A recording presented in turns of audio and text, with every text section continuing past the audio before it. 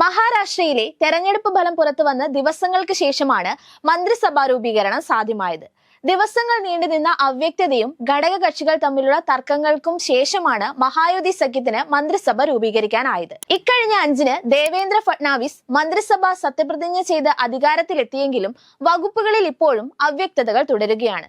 പ്രശ്നം ഒരുവിധം പരിഹരിച്ചെങ്കിലും മഹാരാഷ്ട്രയിലെ മഹായുതി സഖ്യത്തിൽ ഇപ്പോഴും ഭിന്നത നിലനിൽക്കുകയാണെന്നാണ് അന്തഃപുര സംസാരം. മന്ത്രിസഭ സത്യപ്രതിജ്ഞ ചെയ്ത് 3 ദിവസം പിന്നിട്ടിട്ടും മഹായുതി സഖ്യത്തിൽ പ്രധാന വകുപ്പുകളുമായി ബന്ധപ്പെട്ട തർക്കം 10 മടങ്ങ് ശക്തമായതോടെ BJPയും പ്രതിരോധത്തിലായിരിക്കുകയാണ്. ഉപമുഖ്യമന്ത്രിയും ശിവസേന നേതാവുമായ ഏക്നാഥ് ഷിൻഡെ ആഭ്യന്തര വകുപ്പിനായി സമ്മർദ്ദം ശക്തമാക്കിയതോടെയാണ് സഖ്യത്തിന് വീണ്ടും തലവേദനയായി ഷിൻഡെ മാറിയിരിക്കുന്നത്. ഏക്നാഥ് ഷിൻഡെ പ്രധാന വകുപ്പുകൾ ആവശ്യപ്പെടുന്നതുമാണ് വകുപ്പ് വിഭജനം കീറാമുട്ടിയായിരിക്കുന്നത്. ഏറ്റവും പ്രധാനപ്പെട്ട വകുപ്പായ ആഭ്യന്തര വകുപ്പ് വിട്ടു നൽകാൻ മുഖ്യമന്ത്രി ദേവേന്ദ്ര ഫട്നാവിസും BJPയും തയ്യാറല്ല.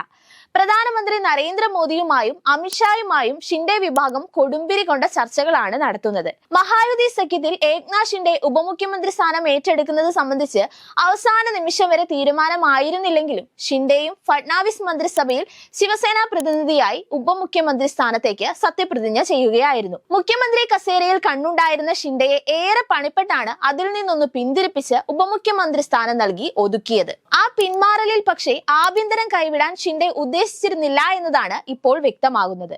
ഷിൻഡെ മുഖ്യമന്ത്രി ആയിരുന്നപ്പോൾ ഉപമുഖ്യമന്ത്രി ആയിരുന്നത് ദേവേന്ദ്ര ഫട്നാവിസ് ആയിരുന്നു. BJPക്കായിരുന്നു ആഭ്യന്തര വകുപ്പ് നൽകിയത്. അന്നത്തെ മുഖ്യമന്ത്രി ഇപ്പോൾ ഉപമുഖ്യമന്ത്രിയായി.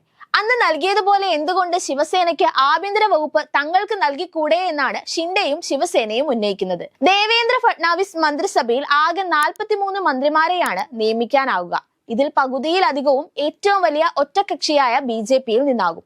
ശിവസേനയ്ക്ക് 12, NCPക്ക് 9 എന്നിങ്ങനെയാണ് മുന്നണി തത്വങ്ങളിൽ ധാരണയായിട്ടുള്ളത്.